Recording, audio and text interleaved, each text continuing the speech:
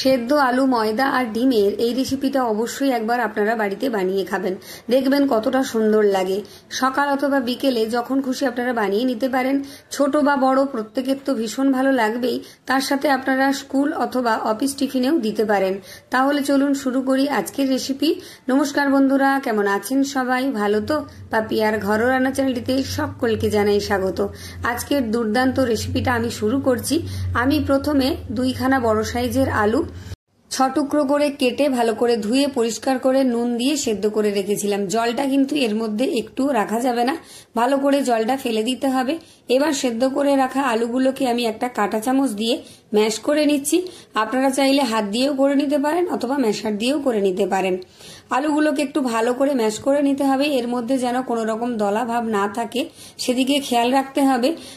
আলুটা এখানে ম্যাশ করা হয়ে গেছে। এবার একটা বড় পাত্রের মধ্যে আমি ঢেলে নিচ্ছি। যেহেতু জায়গাটা ছোট আমার অসুবিধা হবে, তাই একটা বড় পাত্রের মধ্যে ঢেলে নিচ্ছি। আর আলুটাকে আমি এমনভাবেই সেদ্ধ করেছি যেটা খুব বেশি গলে যায়নি, আর ম্যাশ করলে বেশ সুন্দরভাবেই ম্যাশ করা যাচ্ছে। এইভাবে কিন্তু আলুটা সেদ্ধ করে নেবেন, তাহলে বেশ ভালো হবে। বাটির মধ্যে একটু ছড়িয়ে দিলাম। এবার এর মধ্যে দিয়ে দিলাম আমি অল্প পরিমাণ নুন, যেহেতু আমি নুন দিয়ে সেদ্ধ করেছি। দিয়ে দিলাম অল্প কয়েক দানা চিনি, হাফ চা চামচ মতো। দিয়ে দিলাম কয়েক দানা কালো জিরে, এটা দিলে ভীষণই ভালো লাগবে। আর দিয়ে দিচ্ছি আমি এখানে 1 কাপ ময়দা, আপনারা আটা দিয়েও করতে পারেন, পরে যদি ময়দা লাগে আমি পরে দেব। দিয়ে দিলাম 1 টেবিল চামচ এখানে সাদা তেল দিয়েছি। সাদা তেলের ব্যবহার করবেন বা ঘি দিতে পারেন, তাতেও বেশ ভালো হবে, সুন্দর একটা গন্ধ আসবে আর খেতে তো সুন্দর একটা স্বাদ আসবেই। এবার ভালো করে আমি আলুর সাথে ময়দাটা মেখে নেব। শুকনো উপকরণ যেগুলো দিয়েছি সেগুলো দিয়েও সুন্দর করে আমি মিশিয়ে মেখে নিচ্ছি। এখানে কিন্তু আমি আর জলের ব্যবহার করব না। আলুর মধ্যে যেটুকু ময়েশ্চার আছে সেটা দিয়ে কিন্তু সুন্দর একটা ডো তৈরি হয়ে যাবে।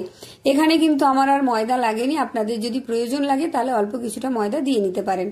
দেখুন মাখতে মাখতে বেশ সুন্দর একটা ডো তৈরি হয়ে গেছে। তবে এটা যখন মাখবেন একটু শক্তর দিকে মাখবেন, খুব বেশি যেন নরম না থাকে, কারণ এটা রেখে দিলে একটু পরেই নরম হতে শুরু করবে, যেহেতু এখানে আলু আছে। এটাকে আর রেস্টে রাখার প্রয়োজন নেই। ডোটা সুন্দরভাবে তৈরি হয়ে গেছে, আমি হাতটাকেও পরিষ্কার করে নিয়েছি। এবার এখান থেকে আমি মিডিয়াম সাইজের লেচি কেটে নেব। খুব বেশি বড় করারও প্রয়োজন নেই আর খুব বেশি ছোট করারও প্রয়োজন নেই। রুটির থেকে একটু ছোট করে আমি এখানে লেচিগুলো তৈরি করে নিয়েছি। দেখুন 6টা লেচি আমার তৈরি হয়ে গেছে। এবার এটাকে আমি ঢাকা দিয়ে একধারে রেখে দিলাম, আর এদিকে বসিয়ে দিয়েছি আমি একটা প্যান গ্যাসের উপর। প্যানটা গরম হয়ে গেলেই এর মধ্যে দিয়ে দেব আমি অল্প পরিমাণ সর্ষের তেল, 1 টেবিল চামচ মতো সর্ষের তেল দিয়েছি। এবার দিয়ে দিচ্ছি আমি হাফ চা চামচেরও একটু কম গোটা ধনে আর হাফ চা চামচেরও একটু কম গোটা জিরে। জিরে আর ধনেটা খুব সুন্দর করে আমি ভেজে নেব। এর থেকে সুন্দর একটা ভাজা গন্ধ আসবে, সেই পর্যন্ত নেড়েচেড়ে এটাকে ভেজে নিয়েছি, দেখেই বুঝতে পারছেন। এবার এর মধ্যে দিয়ে দেব আমি অল্প কিছুটা বাঁধাকপি, একদম মিহি করে মানে ঝিরিঝিরি করে কেটে ধুয়ে রেখেছিলাম, সেটা দিয়ে দিলাম। আপনারা এখানে আপনাদের পছন্দ মতো সবজি অ্যাড করে নিতে পারেন, তবে শীতের সময় বাঁধাকপি, গাজর এগুলো দিলে কিন্তু ভীষণই ভালো লাগবে। হাতের কাছে যেটা থাকবে সেটা দিয়েই বানিয়ে নিতে পারবেন। দিয়ে দিলাম আমি 2টো কাঁচা লঙ্কা কুচি। এবার বাঁধাকপি আর কাঁচা লঙ্কাটাকে আমি নেড়েচেড়ে একটু ভেজে নিয়েছি। এবার দিয়ে দিলাম আমি হাফ টেবিল চামচ আদা কুচি। এটা দিলে ভীষণই ভালো একটা স্বাদ আসবে, যখনই মুখে পড়বে কুটকুট করে সুন্দর একটা স্বাদ পাবেন। এবার দিয়ে দিলাম আমি একটা ছোট মাপের পেঁয়াজ কুচি, এটাকেও পাতলা পাতলা করে কেটে রেখেছি। আর দিয়ে দিলাম আমি একটা ছোট মাপের টমেটো কুচি, এটাকেও পাতলা করে কেটে রেখেছিলাম। এবার টমেটো আর পেঁয়াজটাকে একটু নাড়াচাড়া করে নিচ্ছি। বাঁধাকপি আর আদার কাঁচা গন্ধ কিন্তু চলে গেছে। এই পর্যায়ে আমি হালকা গ্যাসটাকে রেখে নাড়াচাড়া করে নিয়েছি। এবার এর মধ্যে দিয়ে দিলাম আমি আন্দাজ মতো নুন আর হাফ চা চামচ হলুদের গুঁড়ো। এবার সবকিছুকে খুব ভালো করে নাড়াচাড়া করে আমি একটু কষিয়ে নেব আর ভাজা ভাজাও করে নেব, যাতে পেঁয়াজ টমেটোটাও নরম হয়ে যায় আর সমস্ত সবজিটা বেশ ভালো করে ভাজাও হয়ে যায় আর হলুদের কাঁচা গন্ধটা না থেকে যায়। একটু 2 মিনিট মতো একটু লো আঁচে নেড়েচেড়ে নিয়েছি। এবার দিয়ে দিচ্ছি আমি কিছুটা সেদ্ধ আলু। আমি আগেই যে সেদ্ধ আলু করে রেখেছিলাম সেখান থেকে কিছুটা বাঁচিয়ে রেখেছিলাম। এটা পুরোপুরি অপশনাল, আপনারা দিতেও পারেন না দিতেও পারেন, তবে আলু সেদ্ধটা দিলে বেশ একটা টাইট টাইট ভাব আসবে আর খেতেও বেশ সুন্দর লাগবে। ভালো করে এটাকেও আমি মশলার সাথে মিশিয়ে নেড়েচেড়ে নিয়েছি। এবার দিয়ে দিলাম আমি একটা ডিম। এবার ভালো করে এটাকে সবকিছুর সাথে নেড়েচেড়ে একদম ভুজিয়া ভুজিয়া করে ভেজে নেব।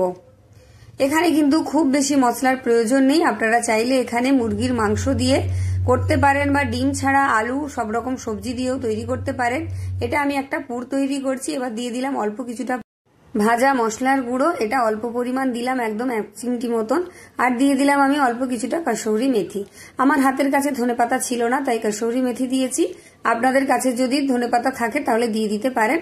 এবার ভালো করে নেড়ে চেড়ে এটাকে আমি ভালো করে ভাজা ভাজা করে নেব। দেখুন, এটা তৈরি করতে কিন্তু বেশিক্ষণ সময়ও লাগে না, আর খুব বেশি মশলারও প্রয়োজন নেই। এটা একদম তৈরি হয়ে গেছে। এবার এটাকে আমি নামিয়ে রেখে দেব।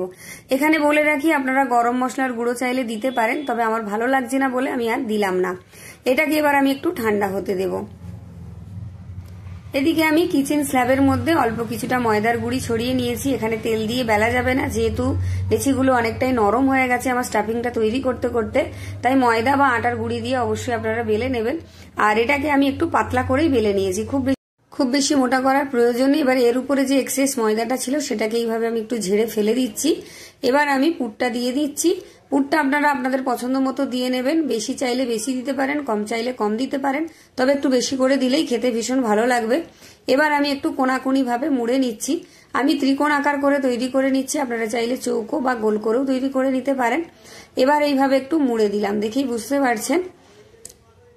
দুই দিকটা ভালো করে একটু চেপে দিতে হবে যাতে না খুলে বেরিয়ে যায়। এবার এই ধারের দিকটা আমি একটু জল দিয়ে দিচ্ছি, যেহেতু ময়দা দিয়ে বেলেছি একটু খসখসে ভাব আছে, ভালো করে না আটকালে এটা খুলে বেরিয়ে যেতে পারে, তাই একটু জল দিয়ে আমি আটকে নিচ্ছি। আর মুখের দিকটা, মাথার দিকটাও একটু আমি এইভাবে জল দিয়ে আটকে নিচ্ছি। দেখেই বুঝতে পারছেন সুন্দর একটা কিন্তু শেপ তৈরি হয়ে গেছে।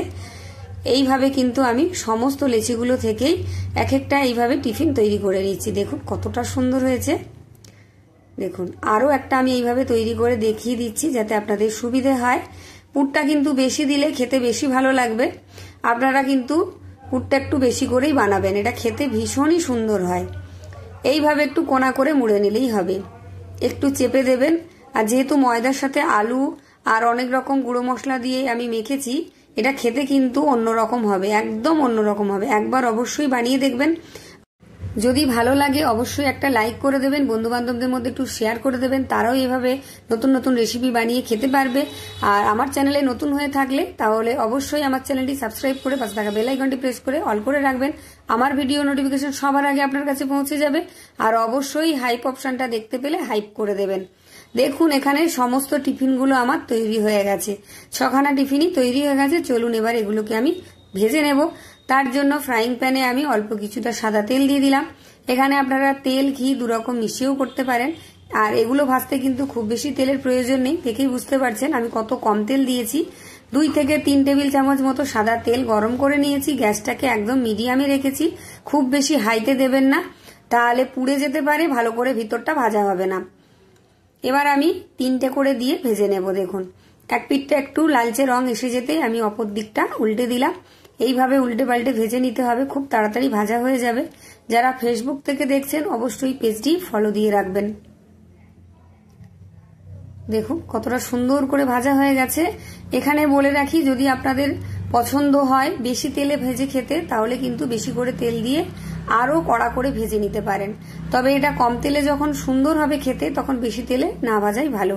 3টে তৈরি হয়ে গেছে, আবারও যেগুলো বাকি আছে সেগুলোও আমি প্যানে অল্প তেল গরম করে আবার দিয়ে দিলাম। দেখুন কতটা কম তেলে ঝপঝপ ভাজা হয়ে যাচ্ছে, খুব তাড়াতাড়ি কিন্তু এগুলো ভাজা হয়ে যাবে। দেখুন সুন্দর একটা লালচে রং এসে গেছে। মিডিয়াম আঁচেই কিন্তু ভাজবেন, গ্যাসটা বাড়িয়ে দিলে কিন্তু পুড়ে যেতে পারে, যেহেতু পাতলা লেয়ার হয়েছে রুটিটার। দেখুন সবকটা আমার এখানে ভেজে তৈরি হয়ে গেছে। চলুন এবার পরিবেশনের পালা। দেখতে দেখুন কতটা সুন্দর লাগছে, খেতেও কিন্তু দারুণ মজার লাগবে। আপনারা যারা যারা বানিয়ে খাবেন অবশ্যই আমাকে কমেন্ট করে জানিয়ে যাবেন, আর যারা বানিয়ে খাননি অবশ্যই বানিয়ে খেয়ে নিন। আমি ভেতরটা ভেঙে দেখিয়ে দেবো যে কতটা সুন্দর হয়েছে, আর ওপরটা দেখুন কতটা মুচমুচে হয়েছে, দেখেই বুঝতে পারছেন। এটা মোগলাইয়ের থেকে কোনো অংশে কম লাগবে না খেতে, দারুণ সুন্দর লাগবে। তাহলে আজকের মতো টাটা, সবাই ভালো থাকবেন, সুস্থ থাকবেন। আবারও একটা নতুন ভিডিও নিয়ে আপনাদের সামনে হাজির হব।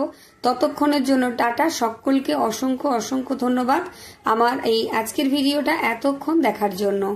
ধন্যবাদ, চলে যাচ্ছি।